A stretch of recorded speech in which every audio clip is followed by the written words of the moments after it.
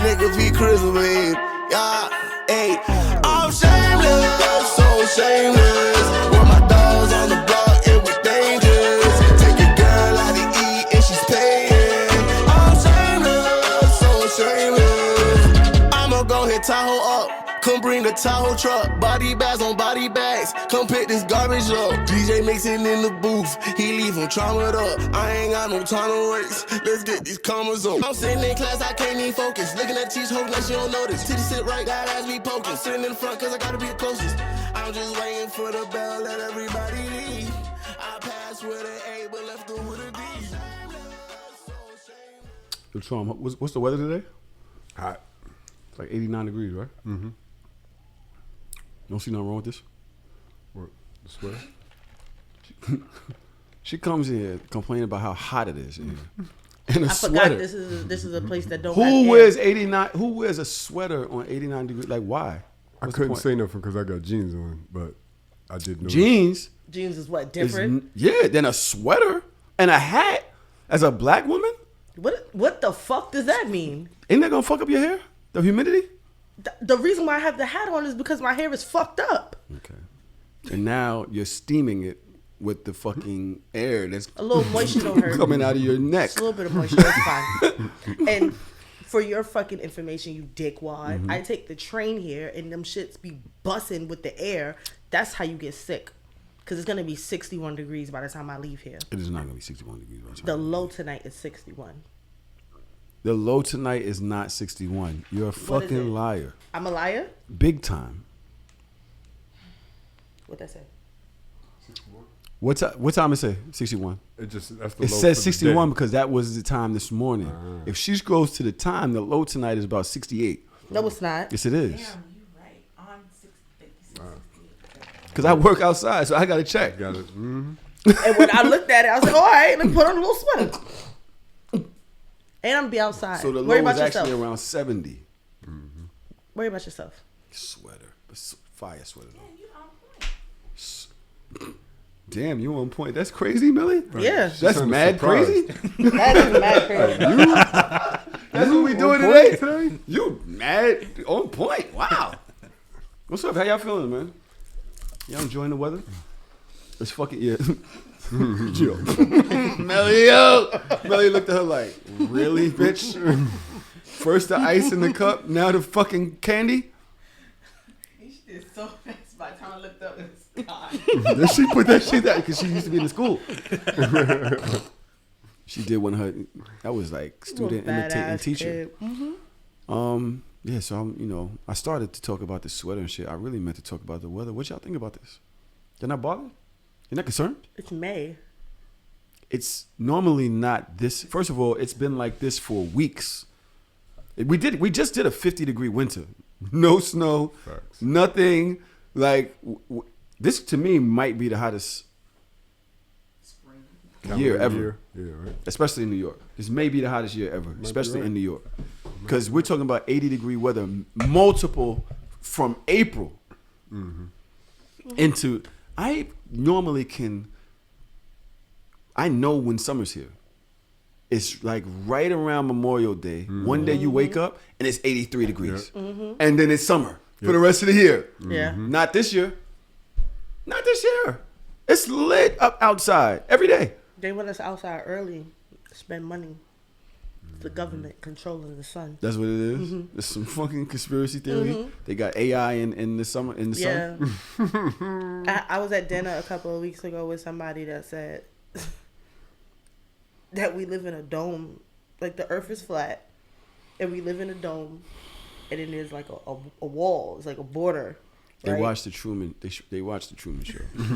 But the thing that gets me tight is this person was in the Navy and I'm like, so you was on an expedition and what you hit the wall? Right. He's like, no, but you can't go that far. And like literally arguing me down at this You're dinner lying. table. I swear. Why? Are you serious? I swear.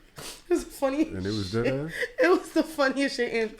Andrew was so fucking mad. Andrew would not speak. He disassociated from the whole conversation. Y'all know me, I'm petty. So I'm asking mad questions. I'm like, all right, so what happens in the dome? Who created the dome? How they get up there and do it? Da-da-da. Like, we talking about gravity. It was the funniest shit ever. Andrew He was so serious? mad. No, he's that serious. Where were you at when you were speaking to this person? We was at dinner. In Jersey. Yeah, we was Exactly. No, he's from Brooklyn. No, First of all, no, he's no. from Brooklyn. No, he's don't from do that. he is Don't from put that Brooklyn. on us. That man is from Fort Greene. We went to school together, and he happened at the time to be dating a friend of mine. So we went out on a double date, and Andrew was like, "This is the stupidest fucking shit I ever heard." He didn't say nothing for like an hour and a half straight. The nigga wouldn't look at us. Andrew was just like, "Here with." And you was just in there. You was just totally engaged. I told him to come to my house and put on a PowerPoint presentation about how the Earth is flat. It's just all right. Come to do it In on any Zoom. I want to case. see it. I want to. Don't that sound interesting? This actually sounds like the reverse of scientists speaking to Donald Trump. Over the last 4 years, like, yo, the Earth is warming up. Everything's gonna happen very soon, and once it starts, it's gonna boil. It's not. It's not like it's gonna take another 10 years, gonna 20 years. It's gonna be like 1 year it's not, and then it is, and then it's worse the next year, and it's much worse the next year. And that's happening right now. Global warming is some shit. Like this, if this is the hottest year on record, what do y'all think that does to ice cap? Some people told me that's bullshit. Oh, this happens all the time. How do they know? Because people don't like believe in shit. I'm gonna go back into people like not liking to believe in shit in a second. But y'all not worried about this at all. All of these things is happening. AI, You know I'm worried. global I warming. was talking about this earlier. Like, there's a lot of shit that's out of my control. Why am I gonna worry about it?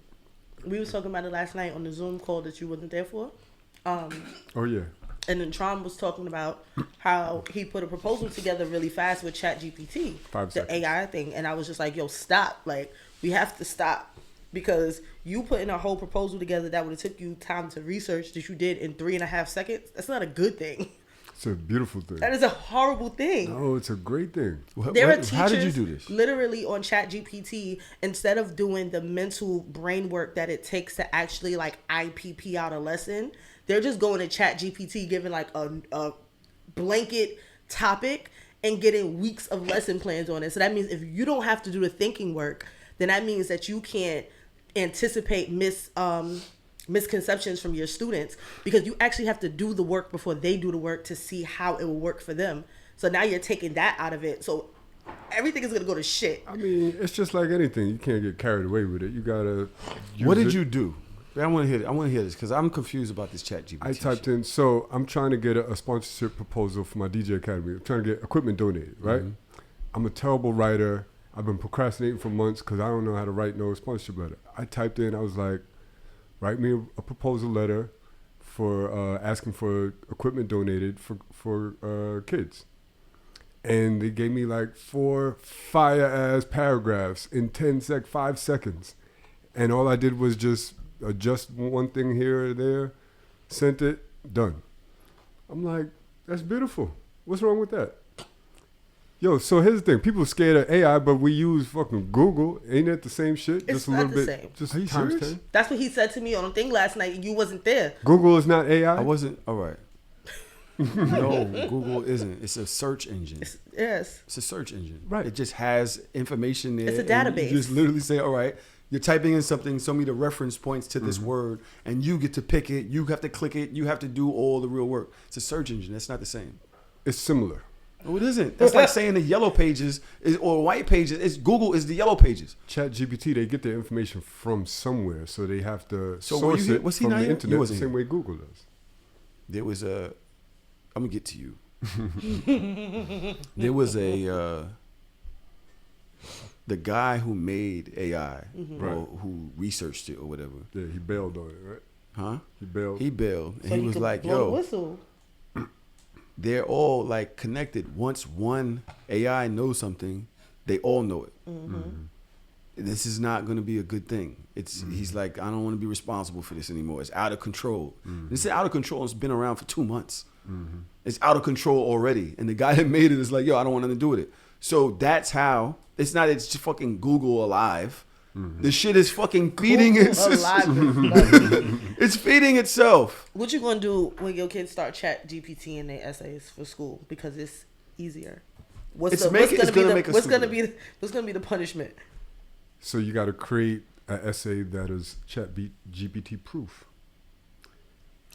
You don't understand. Like, are you serious? I'm serious. Students are literally right now already plagiarizing essays on No, chat you have to GPT. talk to him. You have to talk to him in his language. What are you gonna do when promoters start hiring AI DJs? I said that to him last night. You missed everything. So here's the I thing. said that last night. I was like, they're gonna take all your mixes, they're gonna learn how to play the shit for you, and they're gonna press a button. 10 seconds, it had a better mix than Tron, and we didn't have to pay it anything. What y'all are failing to realize, we had the same conversation 20, 30 years ago when the internet came about and all of this new technology. And when Serato was invented, now it's Serato, and now you got all these digital DJs. You could start DJing in one day now.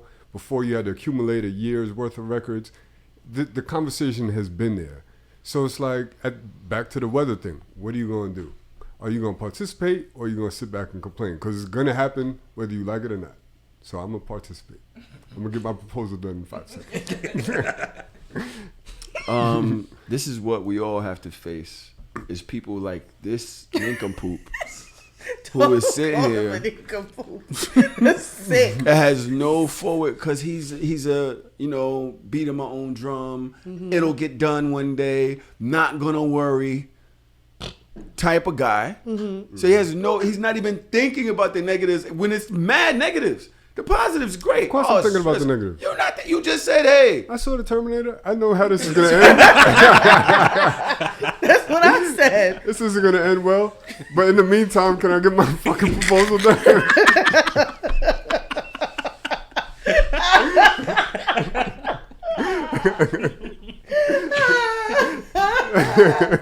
How long y'all think we got before it's over? Before this shit is really bad? Really bad. Tomorrow. Right. Soon. Yeah. You said 500 years? Yeah. Nah. 500? You know what 500 years is to a computer?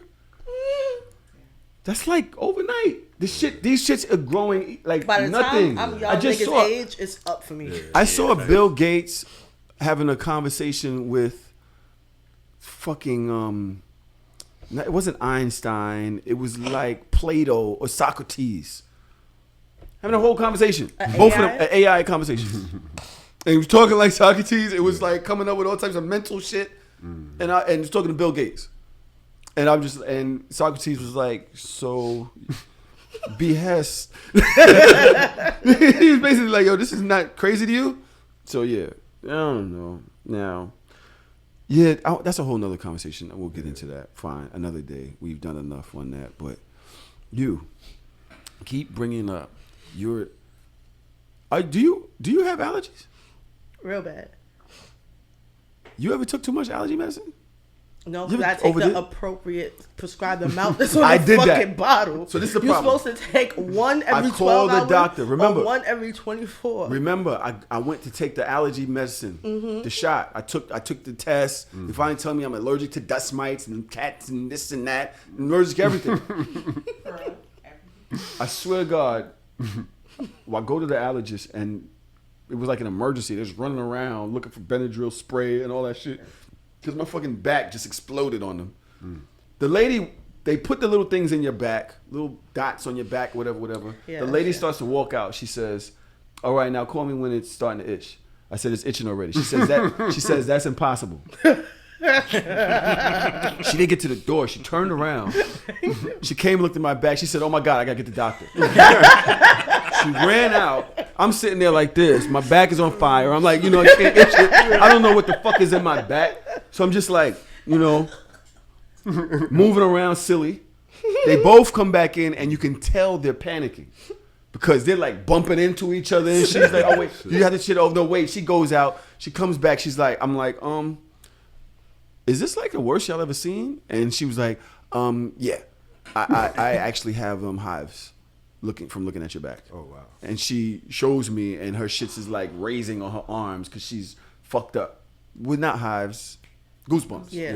Goosebumps from looking at your back. She's like, yeah, it's pretty bad. We can't let you leave like this. So they wound up getting sprayed and all types of shit. So anyway, I'm having a horrible day yesterday, early. So I call. And they said, okay, well, we can't give you more of that because it took the shot. So I'm thinking, yo, is it making it worse? Because they got to put the allergy shit in your blood. Yeah. So I took the shot. So I'm like, is it making it worse? And she's like,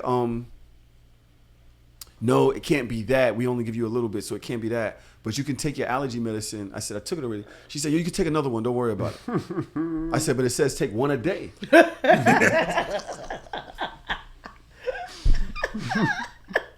Son, I took that shit at 2:30. I got home. I sat here on the couch. I ate something. Thank God. I was supposed to pick up my sons at 5. Thank God my baby mother didn't tell me that she had her dad going to pick him up, which pissed me off, by the way. You wasn't gonna make it no way, nigga. You could not even hear your phone. Everybody called you yesterday.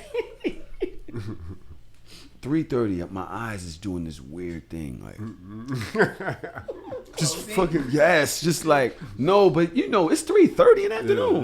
Yeah. Why am I dying? It's 3:30. Not the time to It's not the time. Yeah, it's not time to die, Too early to die.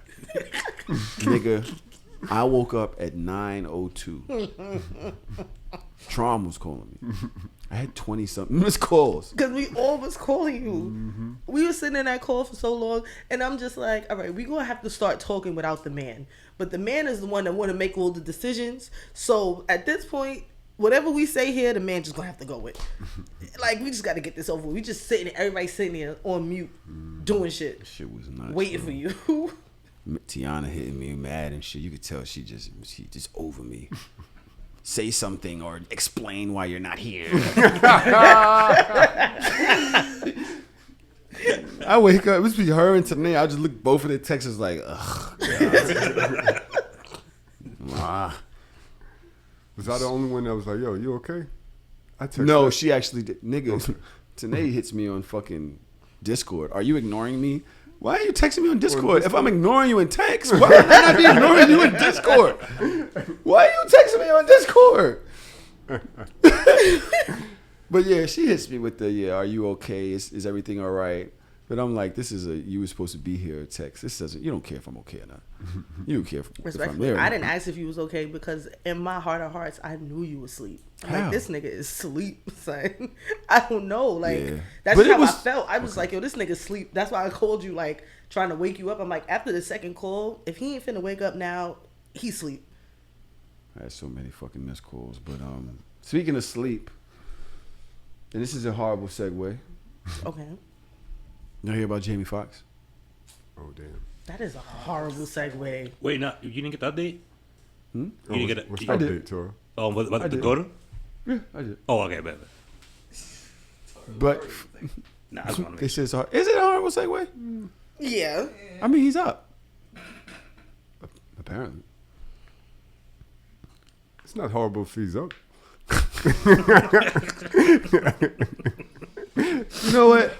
Come on. It's Jamie Foxx. He's got to be. Come on. Right. He's a comedian. He would have laughed about it. He's got to laugh. He would laugh about that. We're not talking about like somebody's grandma. Talking about Jamie Foxx. Right.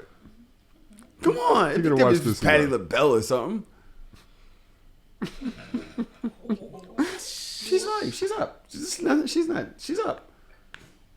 What's wrong with y'all? Why are you so scared of everything? I'm not, no. In any case- I'm not going to indulge you today. The internet's been on a blaze with rumors that he's like, they're saying that, they're expecting the worst or they're preparing for the worst. Right. Somebody, I think Torre reposted today that he's in ICU and his family is not doing well. They're preparing for the worst. I've been consistently almost every day for the last couple of days because I've been hearing all of these rumors. I'm like, just pray for him. Put out good energy. He's going to make it. There's life left. You know what I'm saying? Manifest dope shit with the guy. Y'all are like, oh my God, I can't lose him. Oh no. I'm like, yo, if you start putting negative energy out there, the universe hears that. Put out nothing but positive energy. He's gonna be great. Come on, let's go. Let's go.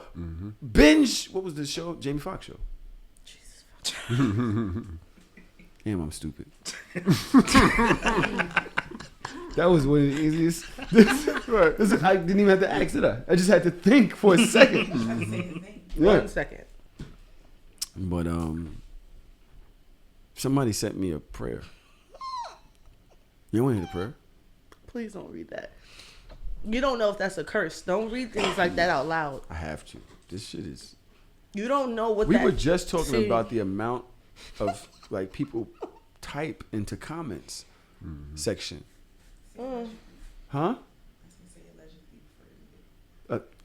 They typed this and posted it and added me. This is a prayer. That's a long ass prayer. It starts Matthews 18. Yo, under my name, I posted manifest positive energy. He's gonna be great. You know what I'm saying? Put positivity out there. And under it, somebody puts Matthews 18:19 says, if two or more agree on earth, it will be done by our heavenly Father. I rebuke, bind out, and intercept the devil who shall speak anything negative over our brother and friend Jamie Foxx. And don't return. I pray for those souls that you don't inflict the same pain. Father, we know you are a miracle worker. I have personally witnessed your miraculous works. My brother was hit by a stolen car, produced dead on the news. His skull fractured, leg broke in 4 places, and in a coma for oh my, this is bad. I didn't read this. As the swelling and his head went down. Oh my God. Did not read it. Didn't I just tell this man not to read this? Because I actually read it. Me too. A decade later, I gotta finish now. A decade later, he's walking to. So everybody that's been through something, trigger warning. He's walking, he's talking, and working a full-time job. We prayed life back into him and sang his favorite songs to him. He came out the coma singing. And you laugh.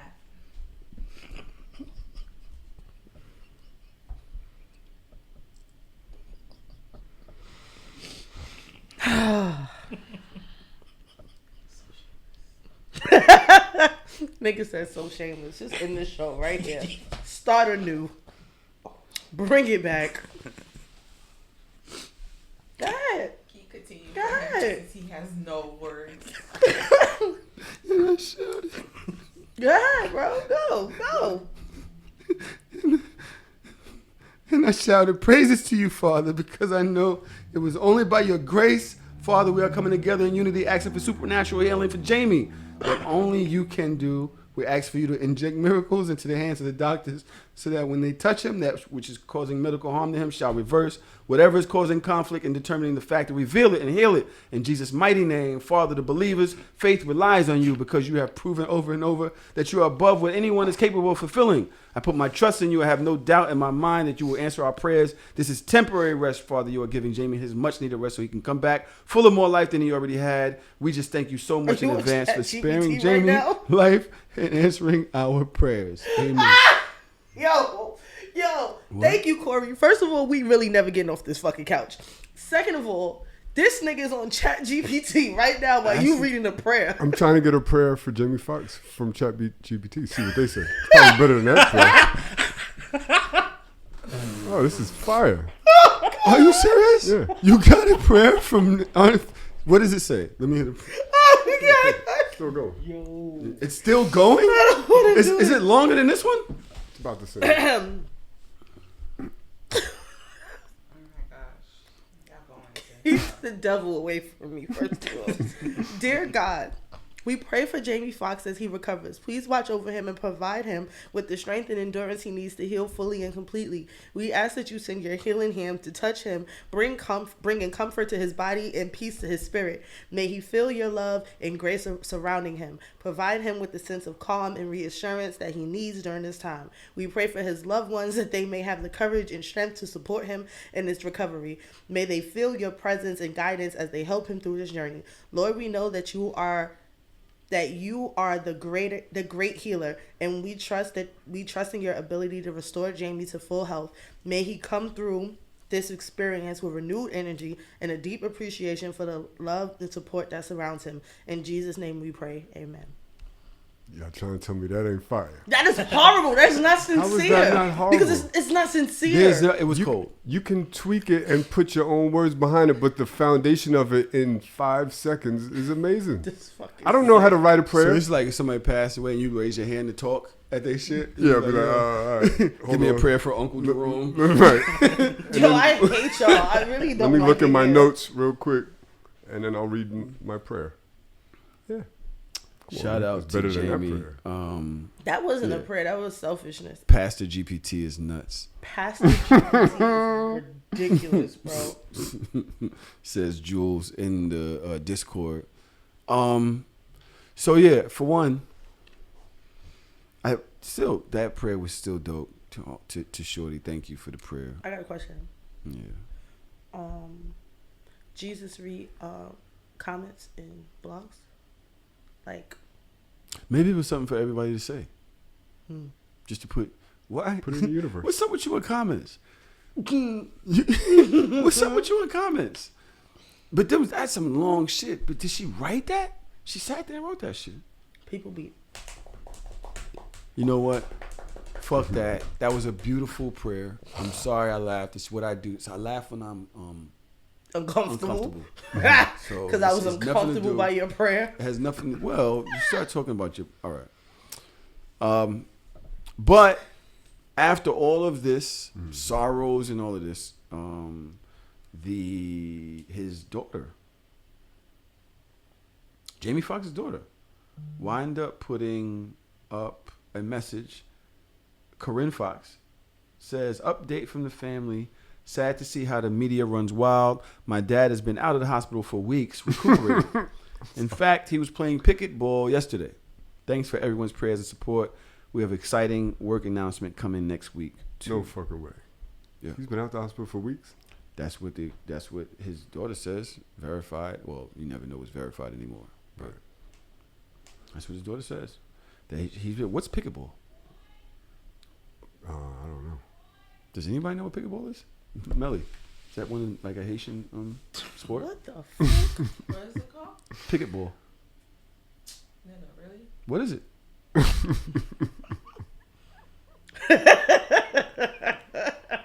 It's a question. Picket ball. Is it picket or is it pickle? Because I thought it was pickle too. It's pickleball. Oh, I don't know what that is either. what's But- pickleball? Why you said picket? Because pickle is a fucking fruit. Were you thinking of Vegetable. cricket?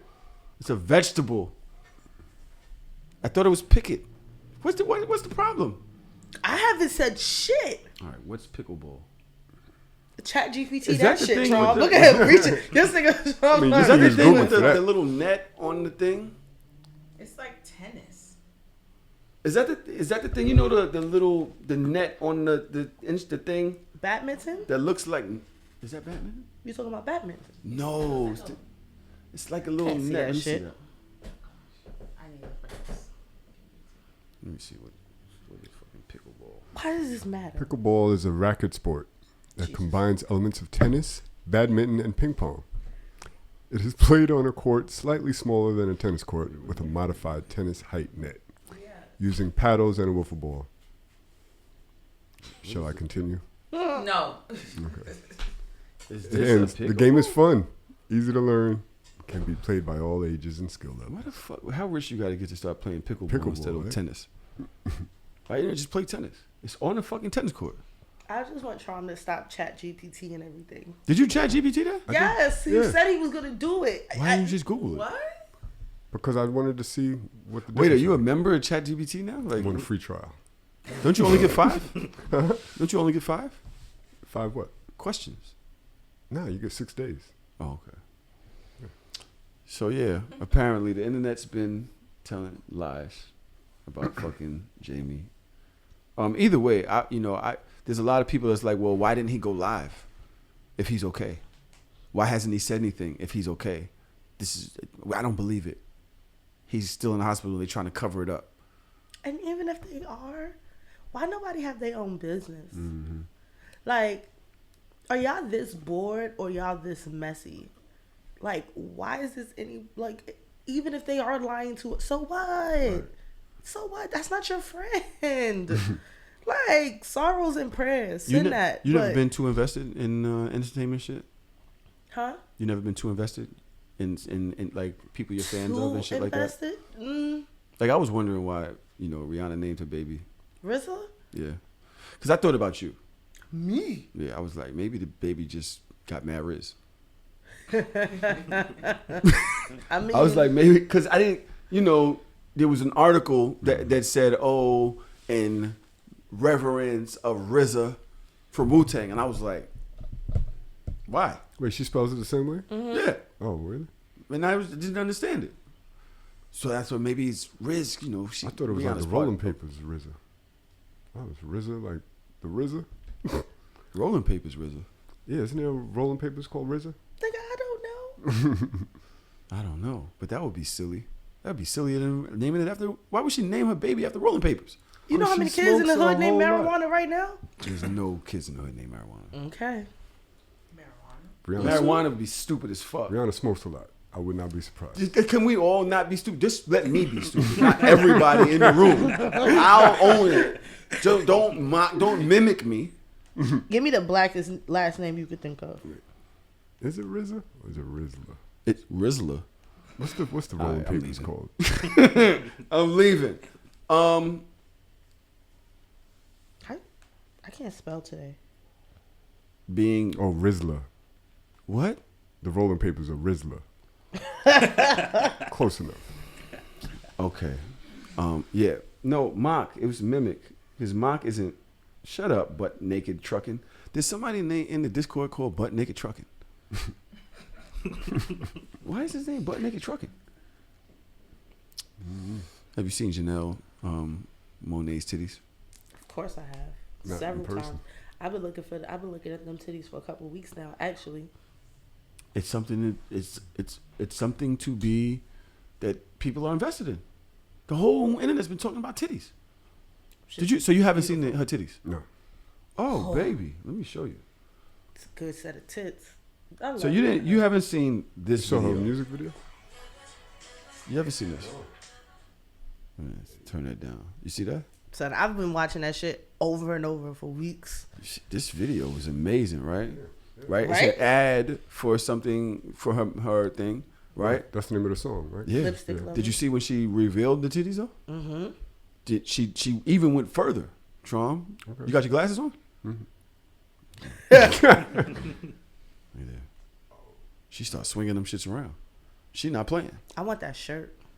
I am amazed by her breasts. Look at Trom's face. He's Nah, like, I'm shocked at her 180. Like, she was the most covered up artist ever. She wore tuxedos. And now she's got titties swinging. nigga.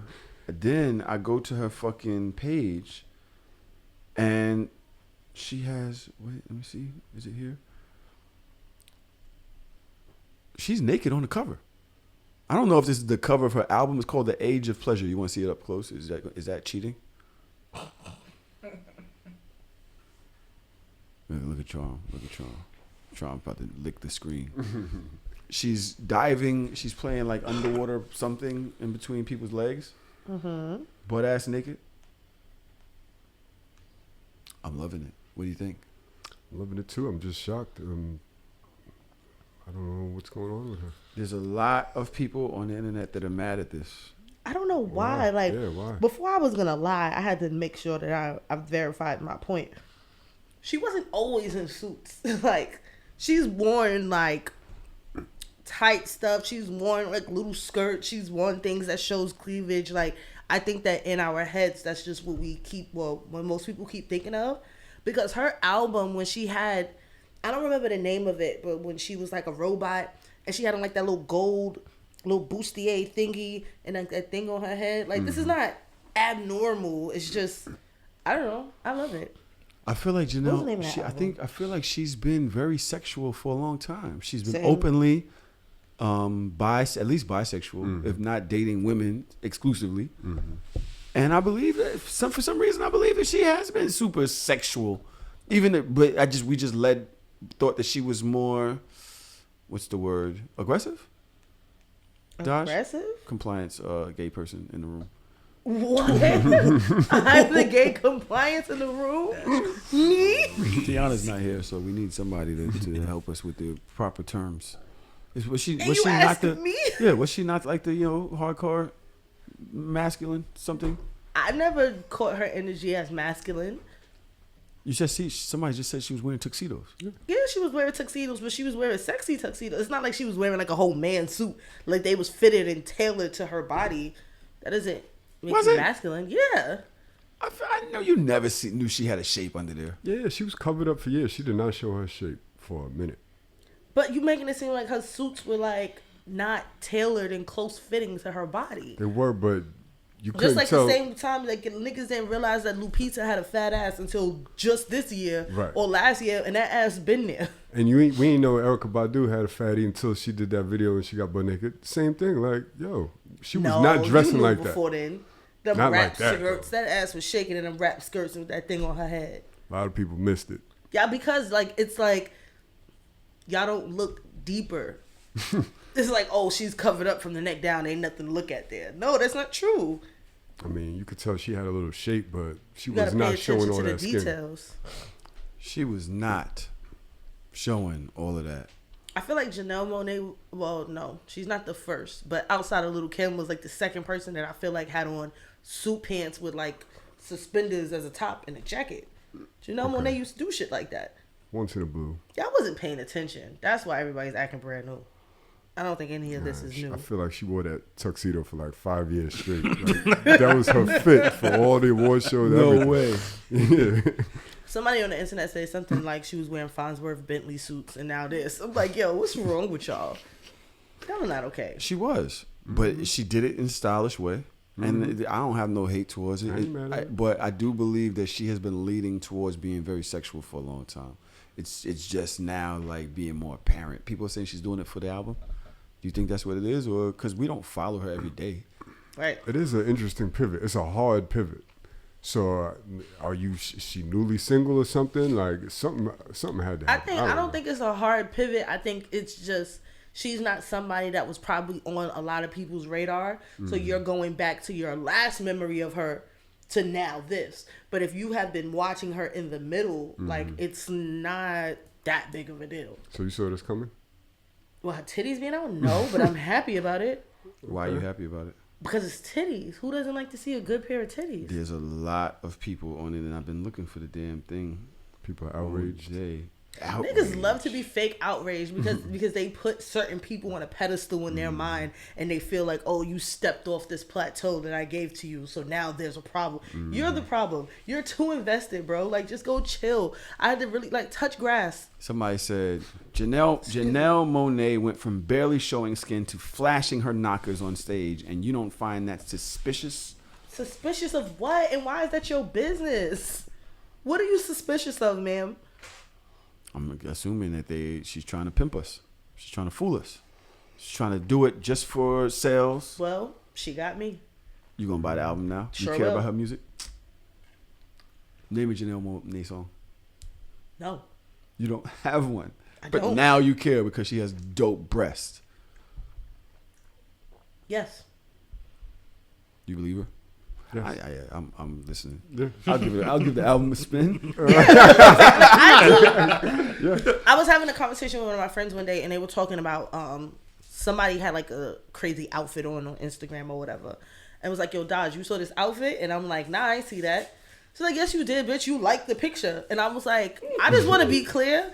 I like pictures on Instagram based off who you are, not necessarily what you're doing. Right. Like when it comes to my friends and stuff, like y'all post anything, I'ma like it. yeah. That don't mean that I like Everything. it. I'm just like, oh hey, I see you. What's up? Now if I like something from like a business page or somebody that I don't follow or something like that, that's different. That's like a authentic like yo, I really like this shit. But my friends, I just press like and go. So with that being said, like it's not that big of a deal for me to listen to something or try something just because I like the person or I like what they look like. Like Victoria Monet just came out with a new song with Buju Banton. Victoria Monet looks mad good. I love Buju. I listened to the song just because of that. Just because of that. Just because she looks good and she's with Buju? Yeah. That was enough for me to go look on iTunes I'll give it a 1. and Yeah. spin and play the fucking song. I'll do the same. Yeah. Ice Spice. Who? Who? I'm playing. I'm playing. She's on the cover of Billboard magazine now. Oh yeah. She's getting a lot of press run. She's fucking with Northwest. She's doing a lot of different things. She's with Nicki. She has a song with Nicki now. She's all over the place. Mm-hmm. A lot of these people are mad. They're comparing her to Flo Milli. They're like, oh, she doesn't have the bars for this. Y'all just souping her because she's light skinned. She has a fat ass. Pardon me. I ate a strawberry candy. Melly gave it to me. Out her pocket. No, nigga. I don't think that Ice Spice's rise is because she has a fat ass. I don't think so either. What is it? I think she sounds like a girl. Huh. I think that So does Flo Milli. not sexy though. Flo Milli shit. What? I I feel, love yeah, Flo see, that's Milli. that hot girl shit. It's like Flo Milli shit. I feel like Ice Spice's voice and cadence is giving average girl from the hood. It's sexy. It's just it reminds you of what being a girl is. When a lot of these women that are rapping sound like niggas. They, even if it's hard girls, even if it's just the hard, whatever they call it, hard New York women or whatever, it's like in your face, it's abrasive, it's like, yeah, and fuck these niggas, and I'm pussy girl, da da da da. It's a lot of that. And Ice Spice is more like, hey, I'm a girl, I'm trying to get fucked, or whatever it may be. I like And that it's angle. sexy. It makes sense. And it's alluring. So her the bars really don't gotta be nothing. It's just like, oh shit, a girl. And she's capitalizing off the drill wave. Her shit is drill like, Adjacent, yeah. but it's feminine. It's feminine. and it's that makes a lot of sense. I like that. I think makes that's sense. what it is. Yeah. It's just very tasty. Versus like Flo Milli, I love that she can rap. But she's very rappy. Flo Milli, Monaleo. There's a lot of like rap girls that I like. Like, of course, Lady London. You know, that's And top she sounds tier, like babe. Hov. Oh, that's what I love about it. Yeah, but I love that's dealing not with a like rich. we're looking at a girl and most and I'm not so this is not against any of the other girls, right? This is not like to down them. I'm saying that the reason why Ice Spice to me is getting that far is because she's for some reason in a game that's dominated by women. Rap game is now dominated by women. She's a breath of fresh air because she actually sounds like a woman. She sounds like a girl. She sounds like your everyday girl. And she doesn't think sound about it like like rappy, girl, hard, city girl, trying to be a nigga, trying to be tough, trying to be a baller, trying to be a trapper, trying to be a drill music. She just sounds like a fucking girl. And everybody's like, oh, I kind of like this. It's cute. And it works because it's still good rap. And it's good music. She makes good music. I ain't gonna makes good front. music. I was ready to hate on her. I thought she was gonna be a one hit wonder. I But couldn't believe they had a Ice Spice run on the radio when they like 3 months she ago. I got was a like, bunch of good how the songs. fuck she got these many songs? I think I agree with you in a way. I didn't think about it like that. I felt like Ice Spice and her trajectory is being pushed by the youth. And I feel like a lot of us older people don't realize how powerful and interconnected teens and younger kids are. And like you have the people like the NBA young boys, right? I can't recall any of his songs, but he's like headlining every festival. Number one. He's like the highest selling Yeah. rap artist right now. right, and it's because like the youth, and it's not when I say the youth, like I feel like back in the day when we were thinking about like the young people of the world, we were so separated, especially from my generation. It was still very much like the white kids like this, the black kids like this, and you might have a couple that intercross. But right now, because everybody's so interconnected, it's like all these kids, white, black, from here, there, this part of the world, that part of the world, they're all listening to this and driving up these streams in a way that we don't even understand. Like they live on their phones, they live on SoundCloud, they live on YouTube. live Like on that's TikTok. their shit. They live on TikTok. Like, oh, this is a viral sound, and now I'm gonna play this over and over and over again. So I feel like they are outnumbering our psyche on what the music industry looks like and what music You're right. sounds like right now. We don't right. see it. I see it because I'm in school. Like I have no choice. Same. It is pushed in my face every fucking day. So I think you're right. I think that you just added more to my point, but I don't think you discounted my point. I think that she's relatable to boys and girls. Because she's a girl. So it isn't like some tough shit. It isn't just the beats or the drops or like some shit. You know, like there was that one when I do it, it's cool when they do it. Yeah. It's a problem when I do it. Yeah. 2 times. Right? Yeah. Oh, that's who that is? Yeah. But That's crazy. I never knew that. I was like, where does Ugly Man came from and why he everywhere? I didn't know that was his but song. you know, that was just a bar that they liked. Yeah. Because it made sense. But I think they can relate to her.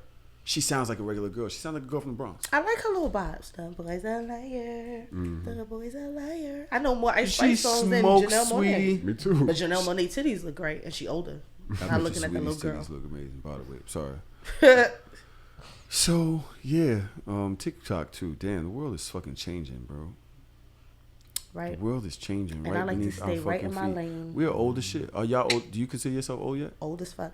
It's hard for me not to because there are children in my face every day that tell me I'm old.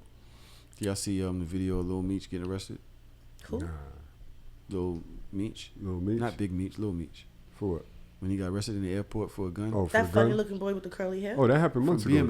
though, right? You know I don't watch that ghetto shit. Yo, the way fucking He funny looking to me. Loon. Niggas got everything on video. Son, Loon sends me the video.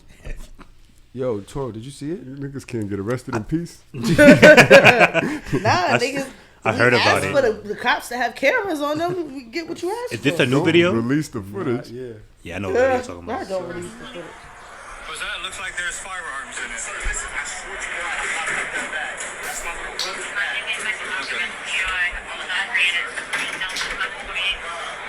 Monaes, have a sound on me.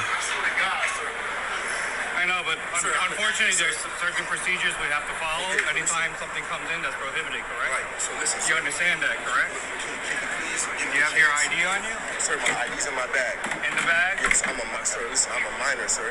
I have security guards. They left that in my bag, sir.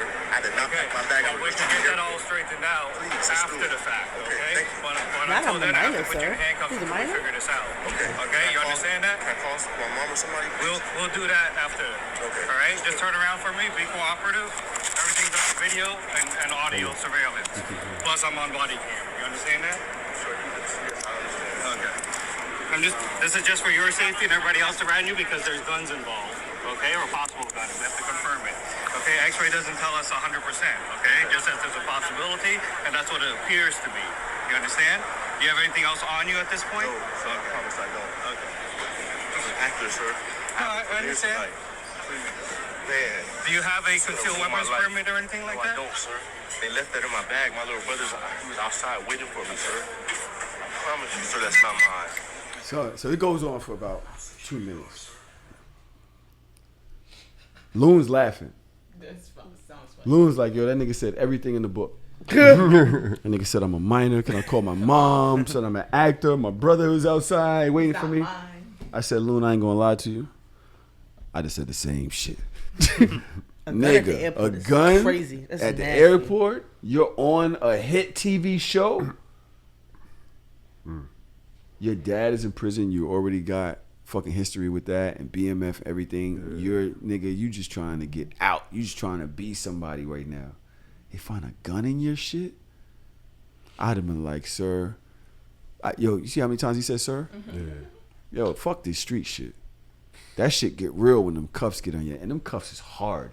You ever had fucking cuffs on your wrist, Melly? Dodge you? Them shit's hard as fuck, ain't they?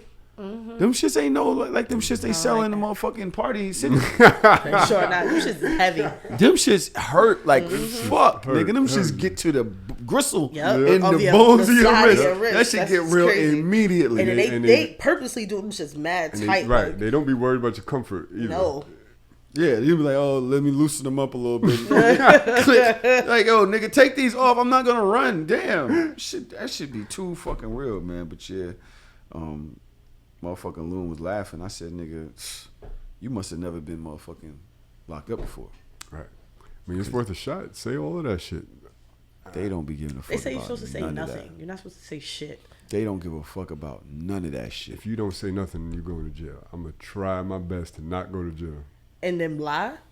Because he told 47 lies in a minute. So at this point, like, you was better off not saying nothing, bro. You probably would have been better off saying nothing than making up that many lies in that short span of time. That wasn't a lot of lies. I would have stuck to one lie, like, that ain't my gun. Somebody must have put it in there. That don't even sound plausible, though. Yeah. So This that's is the the thing. problem. Like, It's not gonna work, I don't but I'm understand gonna how that throw it out there. happens. I don't carry, so I can get it, but I don't get it. Like, I've mistakenly left, like, knives in my bag, like, and shit like that. But a gun is kind of heavy, like, but then you also have stuff in it. I don't know, son. Y'all niggas is wildin'. So yeah, stay out of fucking prison. Fuck that shit. All right, Trav sent us a bunch of shit as always. My homeboy on the internet has been trolling us for a while. Heartbreak Mel's. You follow Heartbreak Mel's? Or you I just see think him so. every once in a while? I think I just see him all the time. I I think we spoke about one of his things that he's trolled on us before. I think we spoke about it before. Would you and your BM or your baby father or your I do BM follow him. go take the kids to Disney together? Would you do that? And now that you have your, your, asking me? yeah, Not now. you wouldn't. No. Not why? It's not like out of the conversation. I could see how other people do it and why it could work. It should work. You should be able to do shit like that. But every relationship is different and every dynamic is different. Mm-hmm. I wouldn't do it right now in my current situation, but maybe some people might have a situation where it's a little bit more acceptable. Acceptable. Or maybe they're single, maybe they're not engaged or whatever. But in a Either or. relationship, In a especially in a relationship. relationship. All right, Yeah. Dodge. What about you? Would you go with your baby father and Parker? Now, why would you ask me that? I'm asking everybody. You know this don't apply to me at all. Why not? I'm not going nowhere with that man. If it's for Parker, Andrew got it. okay. I did it before. I went to Disney with my sons and my baby mother. I can see why people wouldn't do it. I can also see why people would. Well, it depends. Like Trom said, it depends on how y'all are together. It depends, right, on how y'all are together, and then it also depends on your girl or her man or whatever. Because at this point, if they're going, her man's going with her. So now, what am I gonna go with you and your man? Right. Or then I'm gonna bring my girl, but then we got our kid, we got our set of kids too. So it's just like, what is the dynamic? And it's a weird family dynamic if it's just y'all two, if it's just me and their mother that go. Right. Because we got a whole bunch of more family now. Like, what are we doing? You know what I'm saying? So that's one thing. But the conversation has now changed to something else. He asked this weekend. He says, let me see what he says. Is he trolling us or is he just like? That's really what he does. He has a very close relationship with his BM. Yeah. He says, so going summer clothes shopping as co-parents is a crime too? Would you go summer clothes shopping together with your baby mother for your child? Again, I don't see nothing wrong with it. I think it's depending on the situation, depending on your partner too, and how comfortable your partner is. You gotta like assess the situation. I thought it was weird. People was like, "Ow," saying what you're saying, especially my homegirl Saint. She's "Ow," Mo. Yeah. "Ow." People need to just do what works for them and da. And I was like, yes, I agree. I found it a little weird. What is the don't see point the of point us of it. going Yeah. together? Well, what is the point? I have my own. They have 2 dressers in my house that I need to have clothes for. Why do I need to go with you? Where's the clothes going? Are we splitting them up at the register? Like, what is the point? So we don't buy the same shit. Is that money? Is that little one buy clothes out here? shoes, one buy clothes, one buy clothes, one buy shoes. I want to buy clothes too. I don't want to just be stuck with the shoes. See? Niggas So you difficult. get this was my point. I'm going full shopping for them for my house. You go full shopping for them. You go with my child support money anyway. That's why I'm there in spirit. What's the point? You know what I'm saying, Toro? What's the point of us going together? What's happening at the register? We were saying, all right, you're taking this sweater. I'm taking this sweater. What the fuck is the point? The point is the kid might be like, yo, these are my clothes. I don't want just the clothes that I got to wear at my dad's house and then my other clothes. What if I like the jeans that my dad got me and I want to wear them to my mom's house too and have them back and forth? You can do that. The kids' clothes. They're right? only going to wear what they wear at home, or they be Right. like, oh, I'm bringing this. They're not going to bring their whole wardrobe with So them. that being said, why not collaborate and create one whole wardrobe that can be back and forth? You know the easiest thing to do? We all online shop anyway. Pick out what you want.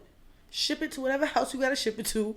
Why we gotta do it? Everything don't have to be done together. Like, these are not like stone cold memories. Like, I can understand holidays. I can understand birthdays. I can even understand trips. But shopping, that is minuscule.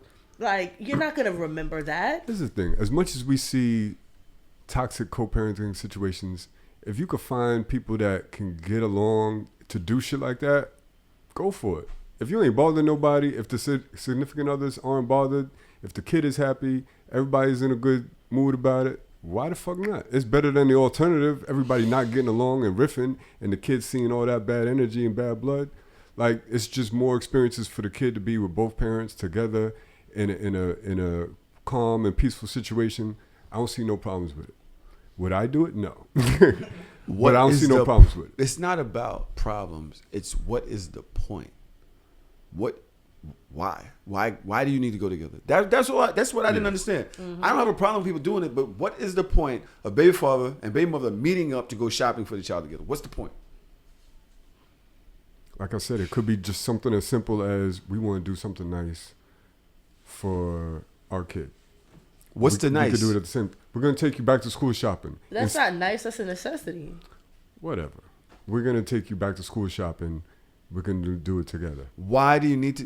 What? That's what I just don't understand. Toro, please help me. Yes. I think at that point it's just to showcase that the two parents that not together could get along. Right. I think to what you were saying. I think that's the only way I could see that being effective to the kid. What kid wouldn't want to see that? Yeah, you know what I'm saying, and especially if it's something minuscule as that, something small as shopping. Yeah. It's like, oh, we could. If I could do that, The then kid want to see that as often as possible. you know what I'm saying. Maybe the parents don't get enough time to go on trips and stuff like that. Maybe the only time they could do is shopping together, which is crazy. But if that could lead to a happy, a good positive thought for the kid, something that could take a seat, then by do you all think means, that kids understand that this is a false family dynamic?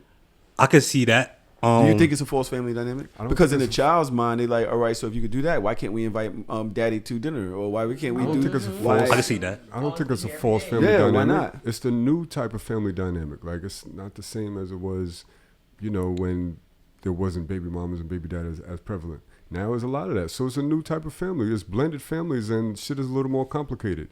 And for a kid that, their mom and their dad are the two people that they look up to the most. I can only see them in the same room like once a year on my birthday. Like, if I can get another day when we do back to school shopping, like now it's twice a year. This is great. This is the best day ever. I got both of my parents together and we out going shopping. Like, what the fuck is wrong with that? Guys just looking around the room like, Yeah, no, I don't co-parent with nobody. So. At the end of the day, if we look at it from the kid's perspective, which most parents don't do, and I think that's the problem, then you wouldn't see much wrong with it, because we got to put our own shit to the side. All our grown folk problems and baggage, put that shit to the side. The kids would love to see it. in the right. So when I went to Disney, we weren't we were okay. Gotcha. But the minute something went wrong, It went wrong. all of that energy came right now. You know what I'm saying? So now at some point I'm walking with one, she's walking with one, I'm walking in the back. You know what I mean? You know what I'm saying? So now what Don't let exactly your kids what do make you, you uncomfortable, bro. I'm sorry. so you understand what I'm saying? Don't let your kids Yeah, make yeah. you uncomfortable, But son. we I'm doing it for sorry. the kids. That was the idea, to do this for the children. That That's was the not- idea. Yeah. Now, It ain't for obviously, everybody. I had a It question. ain't for people would say, everybody. one second, Tora, obviously people would say, well, then that's not your family dynamic. Which I get. I was confused about it. But yeah, I mean, obviously for the kids to see it, it's cool. But I it's still a false family dynamic to me. Go ahead, Tora. So when you say that, I get when you say that. So if it's so it's forced, right? And then like you already talked about it. Y'all say you're doing it for the kids, but y'all both mentally not there. Then I think you shouldn't do it. Then, right? That's like getting in a relationship. Like y'all both mentally not like there. You probably shouldn't do it. Cause then like you said, now y'all separating. It makes it worse. Yeah. Y'all, you feel me? Like y'all separate. Kids are probably like, why are we not together? Like, they feel that. They you feel feel it. me? They feel it. Yeah, they feel it. Sometimes they go. One chills with the mom, and mom, you are you see? okay? Yeah. And then that's one thing where your mother's now like, I can't believe this. And shit then at that now. point, my kid is trying to comfort me. Yeah, and at that point, you making the kid become the nurturer now. The kid's supposed to be nurtured. So now the kid is like, has to be an adult in a sense. And he doesn't know what he's really doing. He just know that I need to be nice and be catering. So now the kid, you know what I'm saying? Like, I haven't thought about it too much, but like, it's just like, at the point, I think both parents just have to come to a mutual understanding. And if both can't come to a mutual understanding, then they shouldn't just do it. It's just better to lead a kid like that than to make it worse. Yeah. Agreed, Toro. Fucking Socrates over here. Did you chat GPT that? That's crazy. Low key. Nah, y'all are really sick. Vander in the Discord says we do trips, movie nights, fight nights, carpools to out of town, sporting events, etc. That's dope. People on the internet How y'all will say, significant others feel why about don't that? y'all just kiss and make up then? Y'all do trips, movie nights, fight nights, carpools to. That's a lot. I'm not carpooling. I don't want to with be you. around my baby I'm father not. Yes, that I'll much take. ever. Who wants to do that? Why don't we just get back together then? Ugh. If we could do all that, what's the point of staying apart? Trav said she's also crazy, so. Oh shit. Damn, I need my glasses. I really can't see. Shout out to the Discord. You guys know how to log in and log up. Go to patreon.com/So Shameless Podcast and subscribe. And you can join this goofy troops of so-sos. They're not called the So-Sos. Yes, they are. No, they're not. They're literally called the so-sos. They is called the No Shame Gang. NSG. Throw up your gang sign or whatever y'all do. Y'all make a G? Is this a I was G? talking to my friend who was having the argument with her baby father, and you know, I think that she had got her daughter into some school, and she was like, "Yo, I just want him to pay half of the school," and like he's giving me pushback on it, and I was like, and. You know, he was like, well, I just, from her, what she said, she was like, he was just like, well, I didn't choose the school. You chose it. And now you're telling me what I need to do. And I explained to her that she was partly wrong for that. She was. Yeah. I was like, a lot of times y'all use father as like this responsibility thing. It's just, oh, what you have to do for your child. Where if the child, she was like, he picks up the child. But the child has their own clothes at his crib, everything. So I was like, so he's active, you know, unlike what Ace Metaphor said last week. I was like, he's active. Maybe not as active as you might like it to be from your perspective. Right. But maybe he feels resentment towards you. Maybe he feels like you're putting this fatherhood thing as more of a responsibility thing than actually a co-parent. Right. Like, how you pick the baby to school without having a conversation. Right. Because that should be a part of the conversation. Hey, I see this school. I think I want our kid to go to this school. This is how much it costs. What do you think about it? Do you have any other options? It should be collaborative. You can't just pick and then give me a half of a bill. I'll be like, what the fuck is this? What school is this? Who agreed to this? Right. But does that mean that now he should be pushing back that much on the tuition? I don't know the dynamics of their relationship. So if this is something that has happened multiple times, and this is the time that he want to stand up on it, and he want to stand 10 toes down, like, no, you don't get to make decisions and like rule my life in this way, then it is what it is. But if this is like a first time, which I doubt, but if this is a first time, then you could bypass that. I've been in this almost exact situation and pay the money. But if you can, if the relationship is there where you can communicate, be like, listen, I'm going to pay the money, but for future reference, don't do this again. Involve me in the decision making. I'm not just an ATM machine. You know what I mean? Do you involve her in the decision making? What's that? Do fathers co-parent the same way with mothers? Yeah, because absolutely. I was like, I don't think that fathers have the autonomy as parents not to do it. Exactly. So being that we're kind of placed in that situation because we don't have the primary custody. we don't have primary control. True. So now we're acting from a second-hand nature or something like that. I don't know if that's the right word, but as parents, we have to check in to say if this is okay or this is what we're doing. Like, I remember one time my baby mother took the kids to Atlanta or somewhere, and I was going to get them. I was on my way to get them. She's like, "Oh no, we're on our way to North Carolina." Yeah, I remember this. Remember? I was like, what do you mean? Like, you have to say something. You can't just up and go. Like, what if I was supposed to bring them home and you call me and I'm like, oh no, we're in Atlanta. You would be like, what? Right. But because you have primary custody, you have primary control, which as a father feels almost like control of me too. And that's what it is. And control of my look. Brittany's like, I don't tell my baby father shit, but I don't know what y'all dynamic is. Look, it ain't your weekend. So he's only their father on that weekend that you have him, that he has him, or that's it. She said, yeah. Yo, Brittany ain't shit. But y'all want more respect from the father. Y'all want more involvement from the father. But this is how y'all treat us.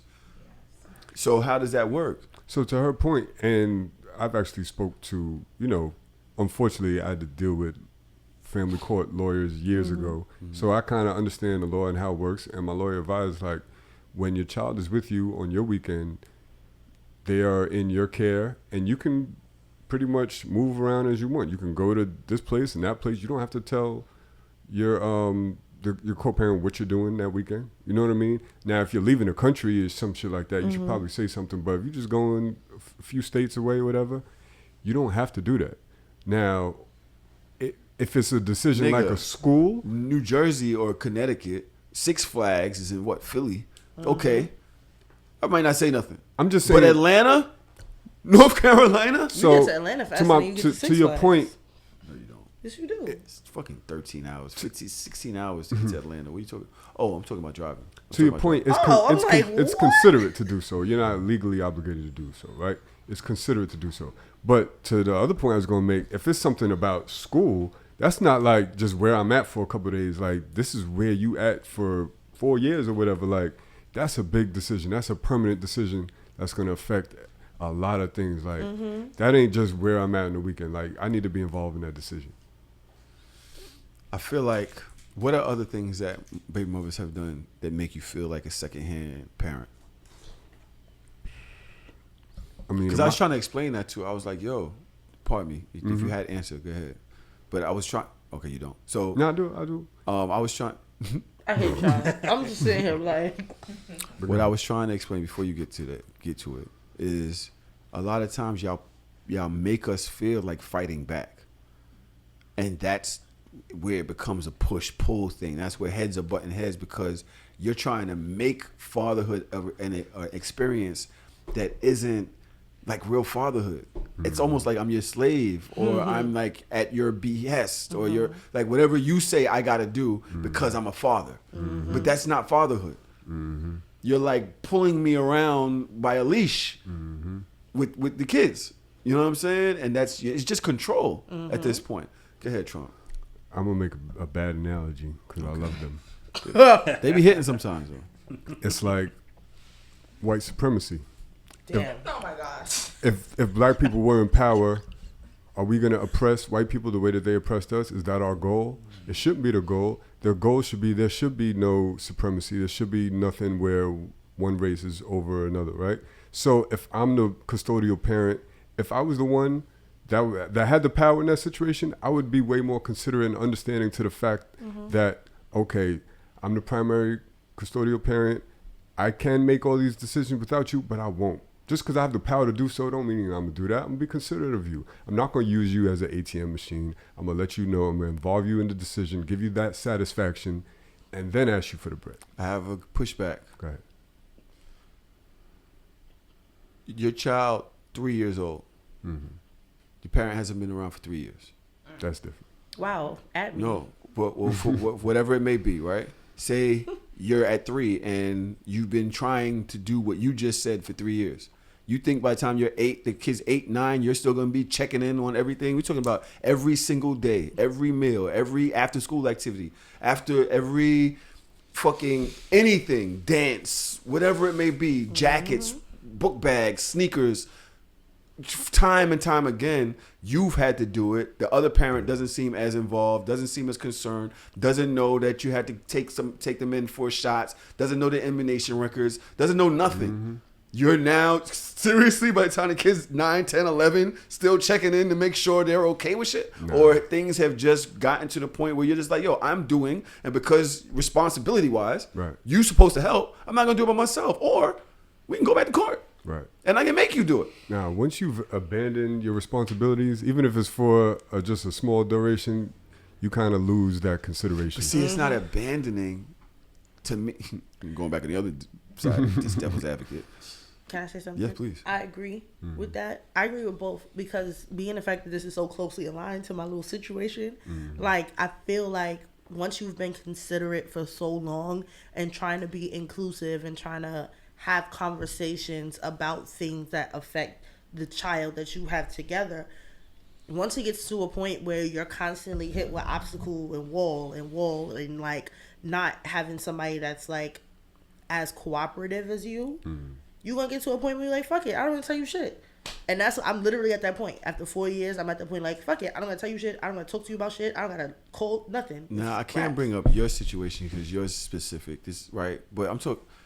What if father starts to feel like you are trying to control him for so long, and so now what you think is him not trying to be a dad or deadbeat is actually him just feeling like, yo, she just does shit and she's trying to control me and she just talks to me anyhow and she just tries to push all this shit on me without my consideration, without considering me. So I'm doing my things over here, but I'm doing it as a second class parent. Because I don't have control. Like I'm your assistant. So I'm just going to do what I can over here, but I don't have control of the child like that. Right. So I'm just going to stay in the box that I'm in, but I'm not also going to let you drag me out of it anytime you want. You don't get to do that. And so it becomes this fucking tug of war between y'all two because y'all haven't learned how to establish a real equal responsibility share or decision-making share because the primary parent is supreme, does have the last say, does have the overall say, is kind of the tyrant unless they don't want to be. You have to kind of give your power to the other parent a lot of times. And in Trump, to your question that you made, yes, black people would become white supremacists. Probably. We absolutely. I don't think so. The big brother always kicks the little brother's ass. Always. I don't care what family dynamic it is. I can beat your ass. You're gonna fucking sleep on whatever bunk I tell you to. Or I'll beat your ass as soon as dad closes that door. It's just how power is. Absolute power corrupts, absolutely. And no matter what situation it is. No matter what. Might be right. I think you guys are both right, honestly. And I think that, I don't know how far-fetched this ideal is, but I feel like parents, when they separate, they need to, and it's like a real separation, a co-parenting type therapy is necessary because you guys need to be able to communicate to really allocate what each person's responsibility is and how it's going to work. Like, it's very hard to try to figure this stuff out on your own or do it by yourself, especially if you have pent up, regressed emotions and feelings and stuff like that. Like, I feel like the courts should add a co-parenting therapy aspect to child support hearings, if that makes sense. It must be. It's a must. Yeah. And it's something that is just, it's there's no reason why the courts who are doing all of this to protect the child and the best interest of the child don't consider the relationship between the parents and work being done to help raise the child correctly. Obviously, we're here because we can't talk. We're at war. There's something that's nothing to do but to say, oh, all right, well, y'all got to work on this relationship. And so I order y'all to go to this type of therapy. I order y'all to do it. So they offered mediation, but just like therapy, it takes two parties that want to be there. You have to want to go to therapy. You have to go. But that's the thing, is therapy doesn't work if you don't want to be there. Mediation doesn't work. And you're still the primal custodial parent, and you show up to the mediation and you just like off head in the cloud, not paying attention. Can't nobody force you to. Yeah, you can. To be You considerate. can, yeah. Your child support is $2,000 a month. It will be $1,500 a month, given the therapist's recommendation that you're actively working on repairing the relationship so that you guys can co-parent effectively. Now that's fire. All right, I like that. Niggas gonna be in there like, and she did this on Monday. That shit hurt my feelings. Good, look at the feelings chart, Vanessa. Yeah. And they're gonna be deep in with that to say that $500 a fucking month. Yes, the fuck he will. But the thing also is, like, I feel like the courts in certain situations are just not helpful. And I feel like that's what I was trying to avoid in my situation. I was just like, yo, we made the situation. We're here. We don't have to be together, but let's find a middle ground. Let's openly communicate. We don't have to be friends. We can be friendly. Like, just be able to tap in and have certain conversations. Like, I felt like I was mature enough to do it, but he was never 100% on board and receptive. So it's annoying. So I'm going to go to the courts, guys. No way. I am, finally. Get Because outta he's here. blocked. No, So- again, well, you always do that. No, I've never blocked him. Nigga, He's blocked you're me. right. Yeah, right. I've never blocked. Yeah, it's a wrap. So now I have to do When the did whole thing. so what happened? Because we had this conversation a couple weeks ago, Yeah, and it just hasn't gotten better. I haven't spoken to him in 3 weeks now. Have you asked him if he's okay? Of course, that's what I always start there, and then after you're not responding and shit, I'm just like, oh, so fuck me. So like, his primary responsibility was paying Parker's tuition. School, right. Nothing. Radio silence for 3 weeks. And now summer's coming up. If y'all saw my post, pray for me, y'all, because Parker's summer school, $350 a week. Know how much that is? $350 a week. Punch me in the. Don't have kids. She's 4. I've been said don't have kids. She's 4. $350 a week, bro. Every time I think about it, like, I get sick to my stomach. Yeah, that's what it is. A week? Yeah. Even not more than a lot that. of, Like- even a lot of these schools out here is like that. Even the YMCA, it's around that number, if not more than that. Yeah. I'm eating ramen and sorry, salads all baby. summer, son. It's nasty. A week? Yeah. Like, I can't do nothing. I can't have fun. I can't enjoy my summer because, Well, that's why go you on some pay the money so you podcasts. can go have fun. nigga, hell no. I ain't paying $350 a week and then Ubering and going out and eating and mimosa. And no, I'm sitting in my house. Peace. So Banda in the chat in response to our conversation says most times in those situations the primary parent is using the kid to exert control and punish the other parent for unheralded damage they have from the past relationship. Which I think can be a thing, but a lot of times the primary parent, being the mother, is also frustrated because they have all of the responsibility when it comes to the child. Yes, I'm not saying that doesn't happen, especially early in a relationship, but after a while, it's like, yo, you're just living your life. You're all on Instagram. You're acting like you got money. You got Gucci shoes on. You got fucking, you're Christian Dior. You're on a yacht. You're drinking champagne. Nigga, I don't know when the last time I've had enough peace to even want to drink champagne because I have to worry about being home to take care of this child and drinking champagne and have me fucked up and I don't have childcare or the fucking resources and you're just off living your fucking life. I have to think 24/7 about being a parent. You have to think about it from Monday to Sunday when you drop them off. I remember one time my baby mother said, I see them 6 days a week. You pick them up Friday, I get them dressed Friday morning. You bring them home Sunday, guess who puts them to sleep Sunday night? So the only day I don't see them is Saturday. And you think that you're doing the same as me? And I was like, well, I have them all day. Saturday, bitch. I have them all day. And she was like, okay, do you really want to have this conversation in front of a judge? I was like, no, I'm just saying. Sick, bro. You're You sick. know what I'm saying? So yeah, sorry to anybody that's triggered by this conversation. I understand, but yeah, they were saying that the mother is trying to exert control because of feelings. No, a lot of times is that she just wants fucking involvement. She wants you to actually show that you love your kid. Do you call your kid during the week, motherfucker? And most guys, or I know I didn't.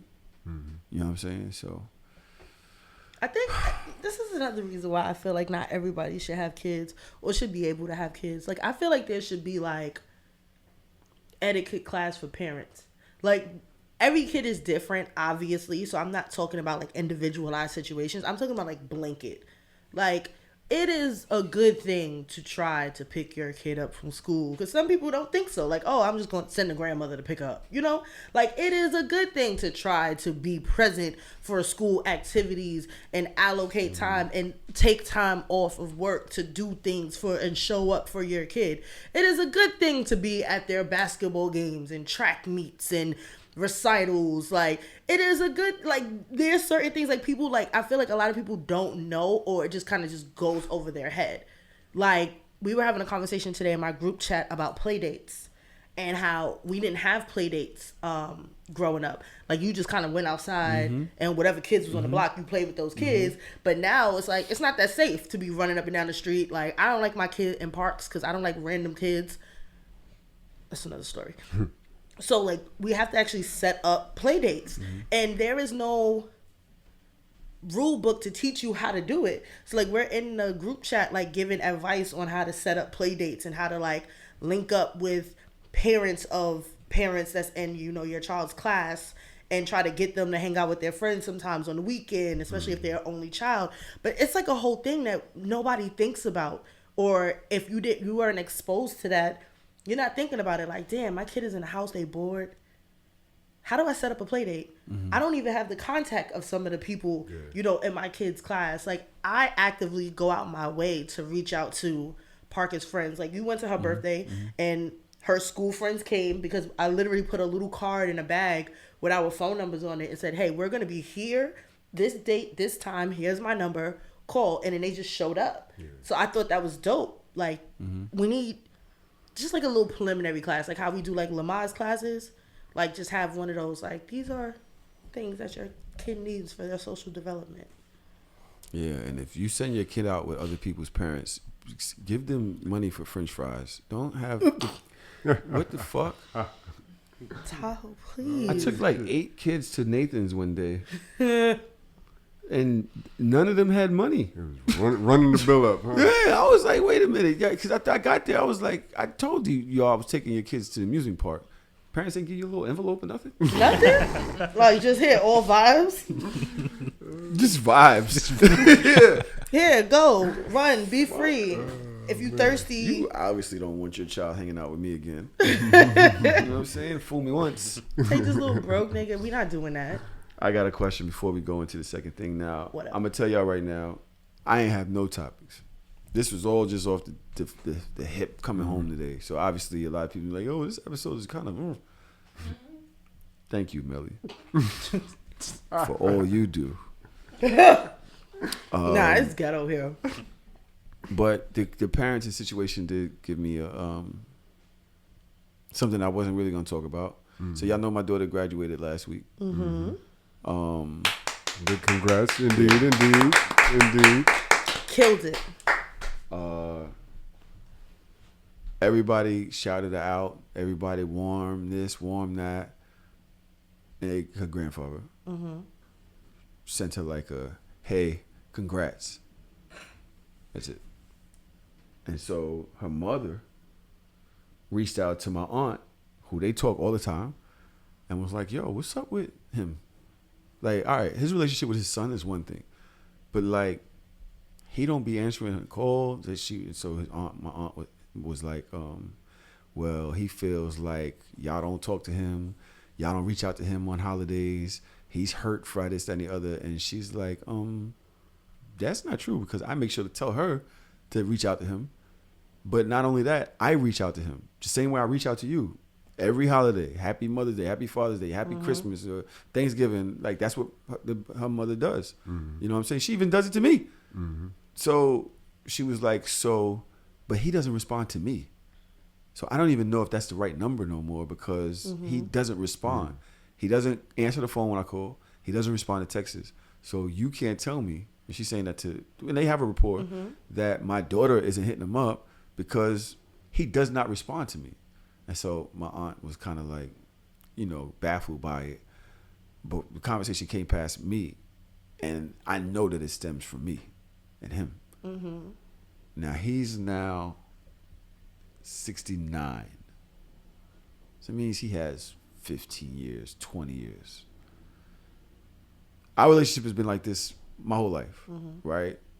Once a month call when I was young, child support only, pick me up, drop me off. That's it, right? Do I, like, and I was telling Tron the other day, I've never told him how I felt. Never told him, like, yo, you never really was active. You might have been there, you thought you was there, but you never really cared about what I was doing. Mm-hmm.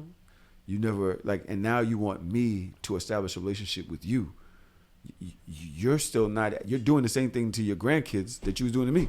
You're still not actively trying to be in nobody's life. You want them to be in your life. Mm-hmm. And I'm not forcing them to do that. I'm in my kid's life. You've shown me, and I don't want to say, see what I'm saying, Traum? Mm-hmm. I'm going to go, if I call him and you want, Traum is like, well, maybe you want to have that conversation, maybe you don't.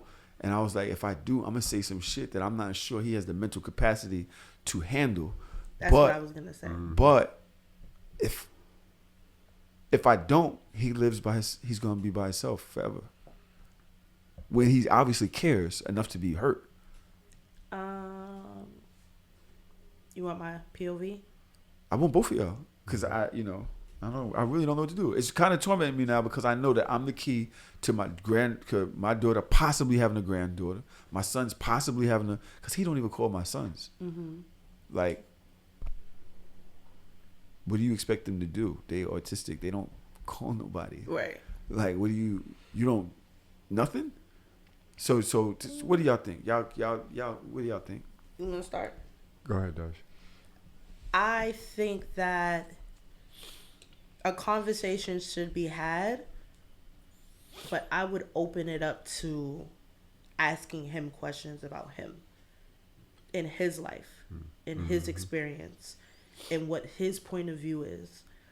Because especially when hurt children, like me and you, we have that like hurt kid thing.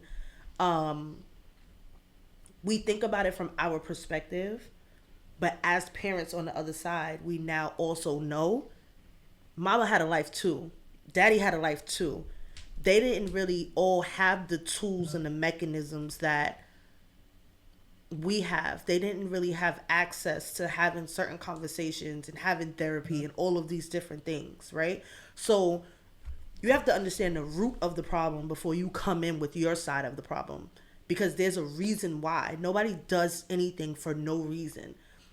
So whatever the disconnect was, it would be nice to frame it, finding out what his point of view is first, and then a second conversation should be your point of view, not the other way around. Does that make sense? I hear you. I know. I'm processing. It's tough. Because what kind of questions you want me to ask? Did you not want to be at her graduation? No, but like, see, I wouldn't start with her. Take it back I would take it back that. further. Yeah, yo, what was your relationship like with your dad?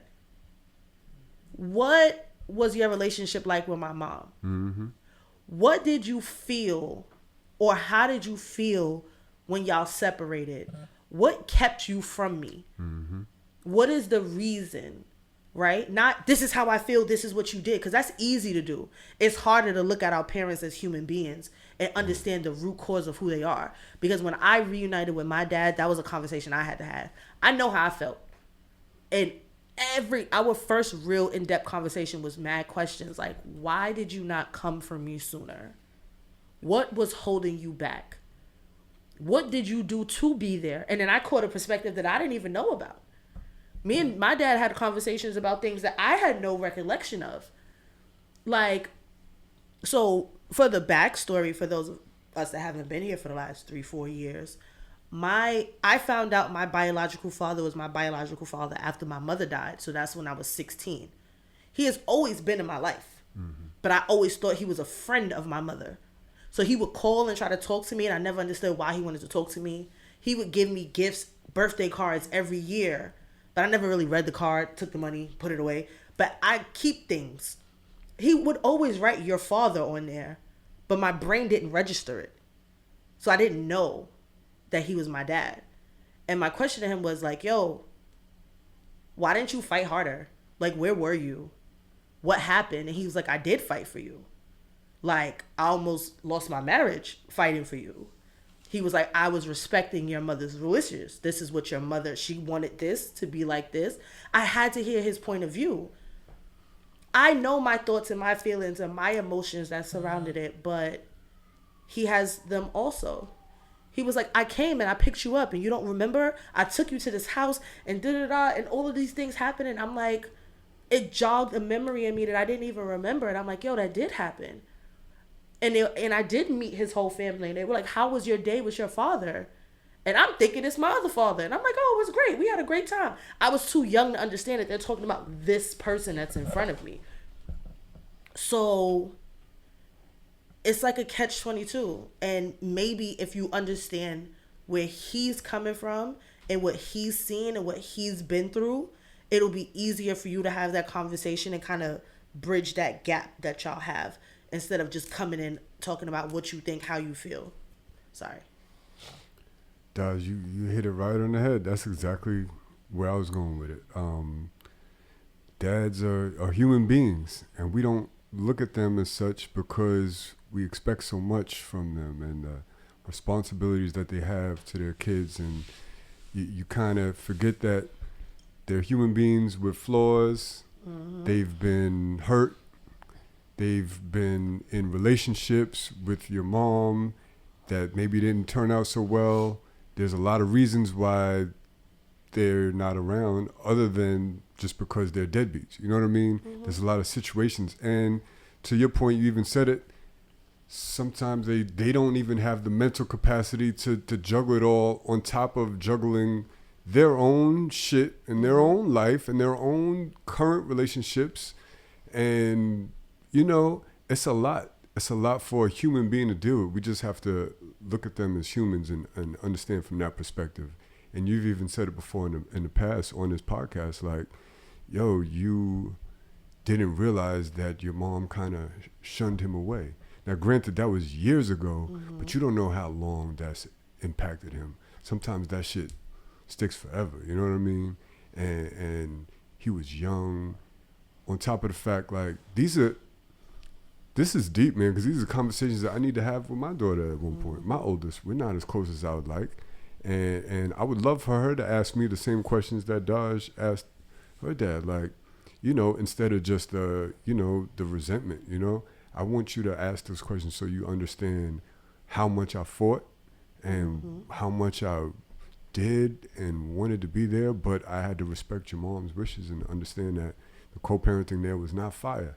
You know what I mean? And there was some bad end results of that. Now, that doesn't absolve me of things that I could have done better, but you have to look at this person as a human being that had a lot to overcome. You know what I mean? And the average person out here has kids, and the average person out here does not know how to navigate all these emotions and feelings on top of everything else that they're dealing with. It's a lot, you know? And it's not to like absolve him of accountability, right? It's not like an excuse. It's a reason. Whether the reason to you is valid or not, because even after I had that conversation with my dad, I was like, I hear you, but from my perspective, I feel like you could have done more. I feel like you should have fought harder. Like, my mother was not the big bad wolf. Like, you should have fought back against her, like, because you're a parent too. So how did you get to the point where you didn't, where your resentment or feelings didn't overcome the because when y'all saying all of this, it kind of makes me feel like, damn, am I even ready to forget, like, yeah, it's hard. It's real hard to do. It's not something that's gonna happen overnight. Because what if his excuses is valid? Like, do I really care? Am I really at a place where I'm really ready to intake that information and say that, like, because does that mean that my feelings don't matter? No, your feelings like, absolutely if they matter. gives you all the excuses, the reasons, and all right, we're still fucking 20-something years or 30 of, because now, you gotta think about it, by the time I was 18, I don't see you no more. Yeah. Your responsibility of coming to get me every weekend is done. So now I barely see you anymore. You know what I'm saying? Excuse me. How do I let that go? You don't let it go, right? It's not to let go, it's to move forward. Right now you're holding on to something. But move forward. Like, after I had the conversation with my dad, and it wasn't one conversation, it was several little conversations over like a year or two, I just made the active decision, like, yo, this is the only parent I have left. So we gonna have to figure this out. We gotta make this work. So am I still gonna hold on to the fact that of the things that I went through and the things that I saw and all of those hardships that I feel like my dad could have stopped or protected me from? Am I gonna continue to hold on to that? Or I'm gonna look forward, okay, I officially in my brain met my dad when I was 16, 17. No, I was 16. Moved in with him when I was 23. So that means all of these conversations happened around 23, 24, 25. Let's hope and pray I live to 75. I have 50 years with my dad ahead. You understand? Like, I don't think he's going to be alive when I'm 75. But you understand what I'm saying? Like, I have so much time ahead of me to build this relationship and to not hold him as a victim to the things that he did in the past. Like, I want my dad. That's what I had to decide. Do I want a relationship with my dad or do I not? I do want a relationship with my dad. I want my kid to have a relationship with her grandfather. And we're going to move forward. And I never brought it up again. Like, after we had the conversations that we had, I even had a conversation with his wife about it too. Rest in peace. I pulled her card on it too. Like, so where was you at with all this? And how did you feel about it? And what did you go through? And she said to me, she said, I told your father that I will divorce him so that he can be the father that you needed him to be, because me and him never had kids. Like, you got to get everybody's perspective. Because I could have just been like, you the reason why. He was married to you, so that's the reason why I didn't have my daddy all this time. I could have thought that. But I had to ask her and find out of her own mouth and her own perspective. We have to look at our parents like human beings. Talk to your therapist first. Before we do that, I want to answer the question you posed.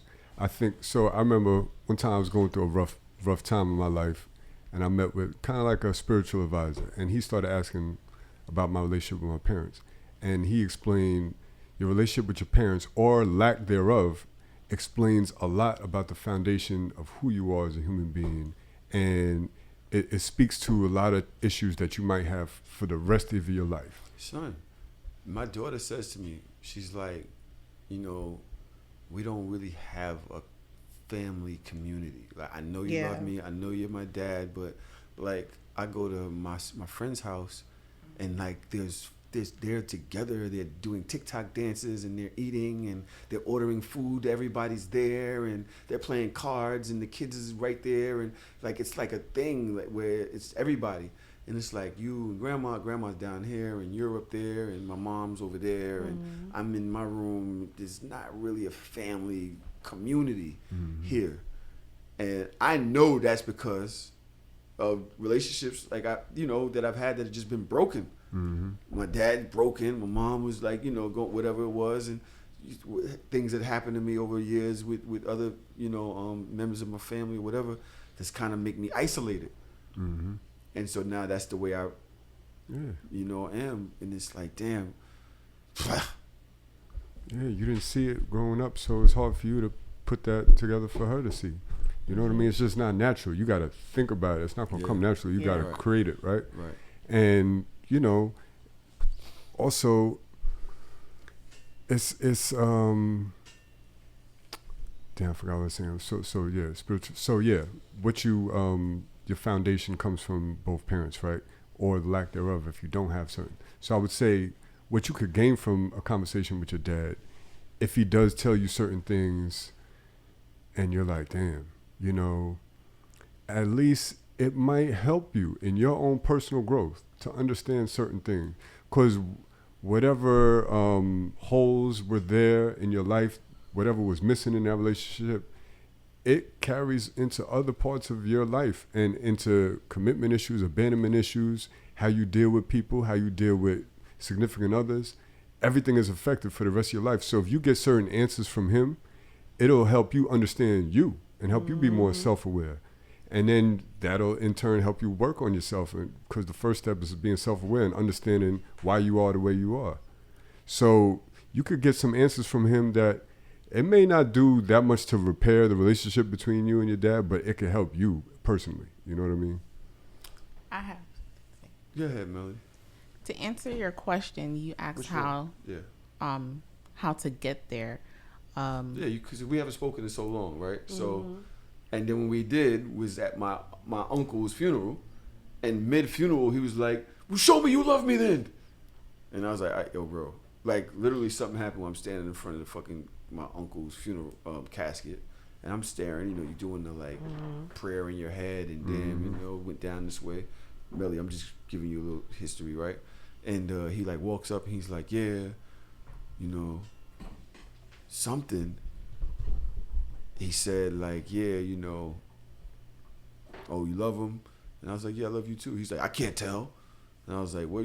I can't remember what happened, but he like screamed at me in front of my uncle's casket, in front of the whole thing, everybody, and they kind of just looked at me, and I was just like, yo, all right, man, all right, I'm not doing this right now with you. You know what I'm saying? I hear you. All right. So that's kind of like the last time we spoke. So now what? Because I remember you had one time you was mentioning something about you going to him. It was a situation you was asking, should you go to him or something like that, like to his house. Yeah, he won't come out the house. I was like, yo, let's go to a bar. Yo, let's go to dinner. He's like, oh, no. He always says no. Anytime I've tried to do something, he always says no. You could come here to my house where I'm staying. And I'm like, dogs, you're not an old nigga. You wear tracksuits and shit. Like, what's wrong with you? Why you can't come out the house? So, all right. But that's a good question. What's wrong with you? There's something else there that you're just not privy to. So I'll do it. I'll go sit there, but it's kind of like, all right, what am I doing here? Talk about him. But go ahead, Melly. So, I feel like it's very important to speak to your life coach, because I know she has some tools that's useful to help you to get to that point where you can forgive and to like let go, because it's a lot, because it's not only just you what you're going through, what Daj and Trom said, like it's also your father. Like he's going through a lot. Like as human beings, we've been through, like we go through from childhood to adulthood. Like we're going through many, many things. Till this day, we're still going through things. So in order for us to better communicate with people that we have issues with or trouble with like relationships and stuff like that, we need to start using the tools that we've learned from either our therapists, our coaches, or online or wherever, and start practicing and like actually doing those things so we can be able to talk to them. Because when we sit here and we're like, oh, I don't know what to do, and then we go to therapy. I've done this multiple times. I go to therapy and they give me things to do, and I'm like, okay, I do it like one day or a week or something, and then after that I don't do it. And then I go back and I'm like, I still have this issue, and then I go back to another therapist and I'm like, I have this issue, I need help, and I never do the work. So we have to do the work in order for us to move past the wall. I don't want to. Why? But it's not about you anymore. Now you have children that this is affecting. But now I gotta deal with my shit for that. I'm tired of kids are so selfish. Why do I have to go relive all this shit? You're somebody's kid. He probably feels the same way. That's what I'm saying. Like I my intention. Facts. My intention is to humanize myself to my child from early. Because I remember having arguments with my mom, and my mom like, you're so selfish. And I didn't understand. From the womb, bro. And I didn't understand. But that's because I feel like my mom never humanized herself to me. It was just like, I'm mom. Yeah. Like I never knew who my mom was as a person. So now I'm backlogging and having conversations with aunts and uncles and stuff like that and ask like, what would my mom do in this situation? Or sometimes I'll tell them something I did, like, yo, you're just like your mother. That's such an Ice thing to do. Ice would have did that exact same thing. And I'm like, I really didn't get a chance to know her. So sometimes when I feel like Parker infringes on certain boundaries, I have to really sit her down like, listen, baby, mommy's a person. I have feelings like you. Sometimes you get upset. Sometimes I get upset. Sometimes you want to be alone. Sometimes I want to be alone, and that's okay. So I'm trying my best to get to that point, and it's hard to do, but I'm gonna try. I'm gonna try my hardest so that I don't have these types of conversations, or I don't have this type of disconnect with my kid later, that she doesn't know who I am as a person, as well as respecting me as the title of mom. Mom is a title, not a person. I like that, Darius. That makes a lot of sense. I got it. Okay. Don't die. All right. So we have a guest coming. We do? This is going to be an interesting dynamic. I don't being like how surprises. dark this is just gotten. Yeah. Who's this person? Mouse Oh, is downstairs. God. Oh, God. You're the fucking enabler. I'm the enabler? You're the enabler. How? What did I do? Mouse sits in here and you and him start going back and forth. I'm not the enabler. Mouse pokes at You're me. the enabler. He pokes you at enable. me. No, I don't. He pokes at me. Like you just said, like the big brother that bully you off the fuck. He's that. In any case, we're here. We're going into part 2. Please reach out to me if you have any tools, if you have any suggestions, if you have any ideas for how this conversation, if I'm even going to do it, because I'm not sure I'm going to do it. You should. I'm this old. I've done enough in my life without it. Do it. And this guy has his I don't know. I know he's had some growth or some leadership from his father or stepfather. I'm not sure which one it is. Yeah. Shut up, Your Michael. dad or your stepfather? I call him my dad, but he's technically my stepfather. Stepfather, right. But it's your dad, right. So, but he always speaks on him and shit. So he wish he was here for that convo. But we do have an outline going forward, and Trav has some really interesting stuff in this. So, like I said, reach out to me at SoShamelessPod, SoShamelessPodcast, either or at gmail.com, and let me know what you think about the situation. Also, keep in mind, I don't know if I really want to do it. I've kind of gotten to a place where I'm good. I'm okay. It's not about you. It is, though. Now, once I enter back into that, now it is about me. Now I got to relive all of that stuff again. Okay. Fix be it for back. your kids. So shameless. We'll be back. Deuces. That's my thing.